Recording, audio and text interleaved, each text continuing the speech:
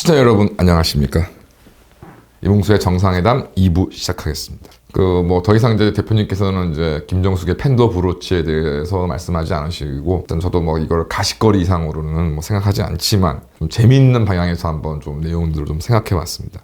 첫 번째, 이 김정숙의 팬더 브로치가 왜 이렇게 논란이 되는지를 저도 잘 몰랐습니다. 그냥 그게 진품이면 진품, 가품이면 가품, 이렇게 하면 되는 게 아니냐 했더니, 이게 이제 이른바 진품 이제 팬더 브로치라는 것이 이제 까르띠에가 제작하는 것인데, 이게 시가 1억 내지 2억 원이고, 이게 보니까 기성품이 아닙니다. 그래서 전량 주문으로 제작하고 있습니다. 그러니까 사실 이게 그러니까 결과적으로 제대로 본 사람이 전 세계에도 없는 겁니다. 그래서 전 세계에서도 얼마 없는데 국내에서야 얼마나 있겠습니까? 그러니까 진짜냐 아니냐 해가지고 자꾸 논란이 좀 계속 있었던 것 같고요. 그다음에 이제 문제는 당연히 이제 까르띠에가 확인을 해주면 되는데, 이제 까르띠에는 이에 대해서 아주 침묵을 지키고 있습니다. 그래서 이거 생각해 봤을 때 이제 진짜라고 밝히면 이게 어떤 고객과의 비밀을 이제 공개하게 되는 것이고, 이제 가짜라고 한다 그러면 이게 꽤 심각한 범죄에 해당되는데, 대한민국 대통령의 배우자가 짝퉁 까르띠에 팬더 브로치를 달고 있다.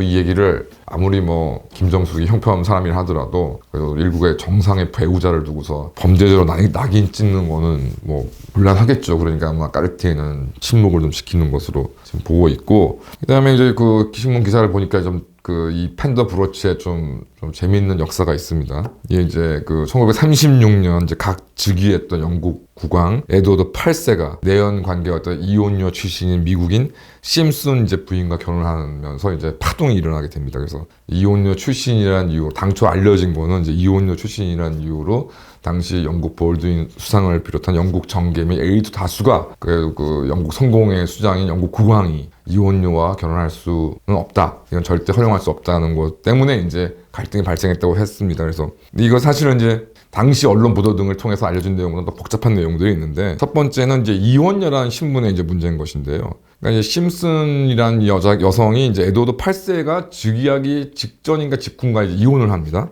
그러니까 그 이전에 이제 에드워드 8세가 황태자 신분부터 심슨과 내연 관계였는데, 그렇다면은 당시에 형식적으로는, 실질적으로는 모르겠지만 형식적으로는 어쨌든 심슨이 배우자가 있는 유부녀였기 때문에 쉽게 말해서 이제 정말 누구도 변명할 수 없는 간통을 저질렀다는 것이고, 더군다나 근데 이건 나중에 알려진 거지만 당시에는 이제 영국 정부 내에 어떤 고위층들을 알고 있는 내용으로 이제 알려졌는데, 나중에 알고 보니 이 미국인 심슨 부인이 나치 스파이가 아니냐라는 얘기가 있었던 것입니다. 그래서 1930년대 이제 나치가 집권한 후에 독일 주 영대사로 리벤트로프라는 사람이 나중에 이제 독일 외무장관까지 했고, 전범으로 처형된 것으로 알고 있는데, 이제 이 사람이 이제 영국 대사로 부임을 했는데 심슨 부인과 좀 그런 사이 내연 관계였다라는 그런 의혹이 있고, 심슨이 이제 어떤 에드워드 8세와의 이런 내연 관계를 통해서 독일 측의 영국 왕실 내지는 영국과 관련된 정보를 제공한 스파이였다라는 혐의가 있었던 것이고요.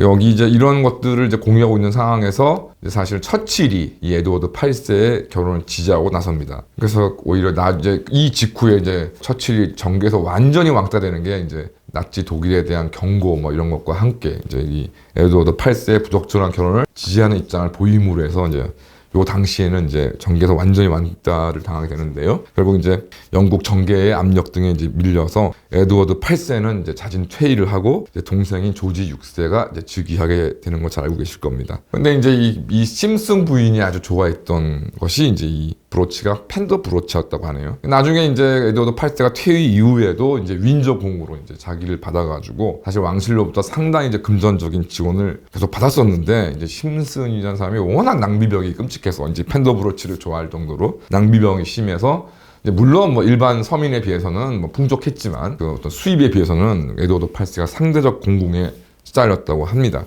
그다음에 이제 드라마 더 크라운의 이제 넷플릭스 드라마였습니까? 그 드라마에 잘 묘사된 것처럼 이제 조지 6세가 이제 죽음을 맞이하고 이제 20대 중반을 이제 간 넘긴 엘리자베스 2세가 이제 영국의 국왕으로 즉위하는데, 당연히 여러 가지 아무리 실권이 없는 국왕이라 그러지만 국가 원수로서의 어떤 지위가 있는데 좀 여러 가지 혼란이 있었겠죠. 그래서 이런 것들을 좀 정리할 수 있는 사람이 큰아버지 에드워드 8세 윈저공이 아니냐 라는 얘기가 있어서, 이제 에드워드 8세가 이제 왕실로 복귀를 해서 일정한 지위와 역할을 맡는 것이 논의가 되었지만, 결국 그 심슨 부인과 그 윈저공의 본인이 그 침독 활동, 나치 독일에 협력하고 나치 독일의 스파이로서 활동한 것이 아니냐는 그런 스캔들 때문에 결국 에드워드 8세의 왕실 복귀는 무산되었습니다. 결과적으로 심슨 그 김정숙이가 애용했다는 그 팬더 브로치를 맨 처음 애용했다는 심슨 부인은 결국 세계 최강국 국왕을 퇴위시키고 말년의 부와 명예 회복도 저지한 인물이 되는 것이죠. 심슨 부인과 함께 이제 팬더 브로치를 좋아하는 김정숙과 그 김정숙의 배우자의 운명은 어떻게 될는지 좀 저희는 이제 흥미있게 지켜보면 될 것 같습니다.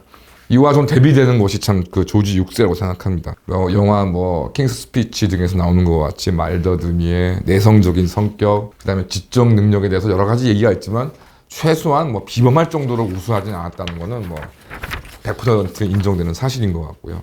근데 이런 국왕이 미국 참전 직전에 영국 국왕으로서는 처음으로 미국을 방문합니다. 그러니까 영국과 세계대전에는 당시 이제 거부감이 많았던 미국인들도 영국 왕실에 대해서는 지금도 혹하는 속물 근성이 있었고, 이제 영국 국왕의 방문은 미국의 참전 여론 형성에 상당한 기여를 했다고 지금 사후에 평가받고 있는 걸로 알고 있습니다.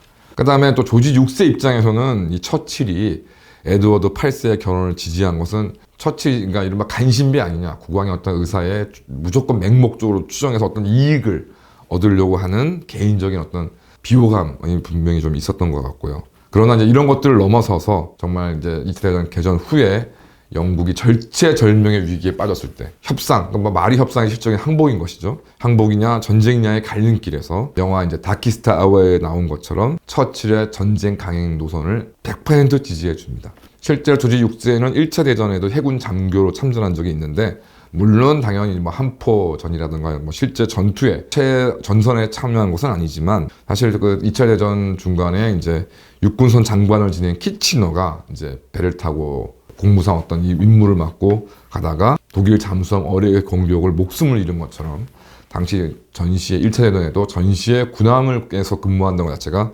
상당히 위험한 일이긴 했었던 것입니다. 그러니까 말씀드린 것처럼 이제 독일이 이제 2차 대전을 일으키고 이제 프랑스 항복하고 영국이 연일 공습에 시달리고 영국의 어떤 뭐 장비나 이런 것들은 뭐 부족하고 당장 뭐 독일이 상륙해 오면 이에 대항할 수가 없는 이제 그 급박한 상황, 1940년에 상당수, 그래서 당연히 영국 엘리트들은 국가 원수인 국왕이 이제 영국을 떠나서 이 위험을 피해야 되기 때문에 캐나다로 건너가서 이제 뭐 임시정부를 만들자 이런 얘기가 이런 내용들이 강하게 주장되었는데, 뭐 물론 뭐 처칠을 포함한 이제 항전파들이 결사 반대하는 것도 물론 있었지만 조지 6세 본인이 절대 이를 수용할 수 없다.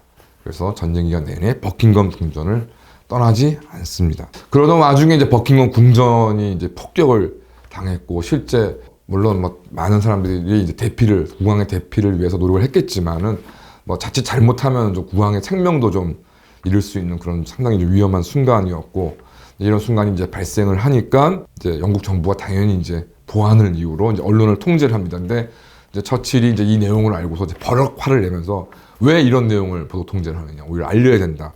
라고 이제 얘기를 해가지고 대대적으로 이제 보도가 되고, 이제 영국이 거처인 버킹엄 궁전까지 폭격을 당했다는 내용들이 이제 영국 언론 등을 통해서 대표적으로 이제 알려지게 되는데, 그랬던 이유가 뭐냐면 당시에 이제 독일의 폭격이 아무래도 이제 공장 지대를 중심으로 이제 군수 생산 시설을 중심으로 폭격이 이루어지다 보니까 런던 동부와 남부에 집중이 되었고, 여기에 거주하고 있던 노동자들, 서민들의 희생이 굉장히 많았습니다. 반면 부유층 거주 지역에는 이제 전략적인 목표가 아니기 때문에 그 피해는 경미하고, 그러다 보니 이제 노동자들과 서민들 사이에 불만이 판당했다. 그러니까 왜 우리만 전쟁 희생을 치러야 되느냐라는 이제 불만이 팽배해지다 못해 이거 소요가 좀 발생하는 것이 아니냐 이제 걱정을 해야 되는 것인데, 그런데 이제 국왕이 런던에 머물면서 실제로 국왕이 머무는 거처가 폭격을 당했다는 내용들이 알려지니까 노동자와 서민들이 그나마 좀 자신의 불만을 좀 진정시키면서 다시 한번 전쟁 수행 의지를 회복했다라는 것에서 굉장히 좀 상당히 좀 의미가 있는 버킹엄 궁전의 폭격이었던 것인 거예요. 당연히 이후에도 이제 조지 6세는 끝까지 전쟁이 끝날 때까지 사실상 버킹엄 궁전을 지켰습니다. 그러니까 결과적으로 이제 모질이들이 마시는 바와 같이 영국 국왕들 중에 상당히 모질이들이 많고, 그 많은 모지들 중에 조지 6세는 그 중에서도 상위 능력자라고는 절대 볼 수 없는. 그래서 뭐 특별히 뭐 입헌 군주제에서 뭐 국왕이 뭐 큰 역할도 할 수도 없지만 결과적으로 사실상 아무런 역할을 하지 않았지만 있어야 할 곳, 국민들과 함께 런던을 지키는 것만으로, 런던에 있는 것만으로 국민을 단결시키고 승전을 가능하게 했다. 최근 그 우크라이나와 러시아 전쟁을 보면서 뭐 젤렌스키가 여러 가지 뭐 전략적 뭐 안보에 있어서 여러 가지 뭐 나름의 국리를 하고 활발한 지금 뭐 전시 외교를 하고 있지만 그것보다 제일 중요한 게 우크라이나 대통령이 우크라이나 국민들과 함께 우크라이나 수도에서 내지는 우크라이나 군을 격려하고 하는 그런 모습들을 국민들이 바라봄으로 해서 정말 이 비참하고 힘든 전쟁 상황을 이길 수 있는 가장 큰 힘이 되지 않느냐라고 좀 생각을 합니다. 조지 6세의 이제 마지막 모습도 참 어떻게 보면 좀 인상적인데요. 사망 직전에 이제 암 수술을 받고 이제 병색이 아직 완벽하게 회복되지 않았음에도 이제 당시는 이제 아직 국왕 즉위 전이니까 이제 필립 공과 결혼을 하고 해외 순방을 떠나는 엘리자베스 공주 부부를 이제 공항까지 나와서 배웅하는 모습이 이제 조지 6세의 공직 석상의 마지막 모습입니다. 그 이제 유튜브 등을 보시면 사진도 나와 있고 이제 필름도 남아 있는데 간혹 이제 그걸 볼 때마다 참 찡하다.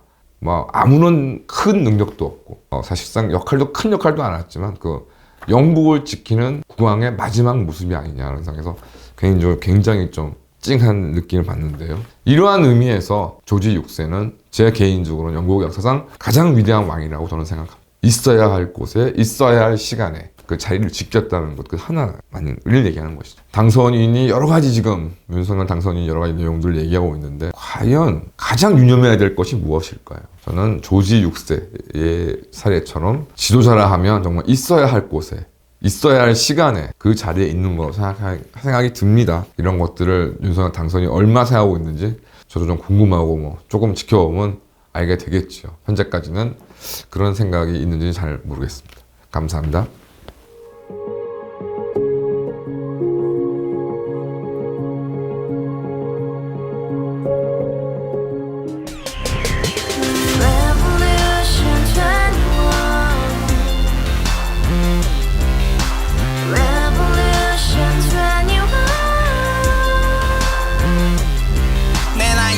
월세 30 코인빚만 300 서울에 온 지 벌써 10년 아둥바둥 버텼지만 여전히 난 반지 하에 제왕 곰팡이 연문제약 내비랑 깡통망통 완전히 폭망 고시원 창문만큼 작아진 내 꿈 연애 결혼 내 집 모든 게 헛꿈 1년 전 떠난 여친 울며 말했지 같이 써봤자 평생 가본 게 꼭꼭꼭하지 가바후스 700 나도 소유주 가바후스 700 나의 소유주 택시기사 우라부지 마트캐셔 울어무니 우리 집안 다 털어봤자 후줄 그래 개선민 내 미래 거기서 팍 끝난 거지 팍 더 이상 노력 따윈 개물이 스펙 찾아 싼말리 비오는 날 알바 잘려 맨날 학원 날 개쳐 발려 밤비 내리는 양화대교 홀로 걷고 있을 때 현수막에 아로 새겨진 평당 700짜리 아파트 다같이 소리 질러 혁명 21 가바후스 700 나도 소유주 가바후스 700 나의 소유주 live together in the house, brand new day, and your dream had just begun.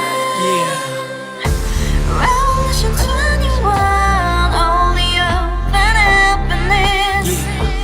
너의 곁에 내가 영원히 함께. 지금까지 정치인들 입만 열면 찝찝찝 개소리 멍멍멍 쳤다 하면 뻥 잘난 부모 만나 잘난 학교 나오면 뭐 하나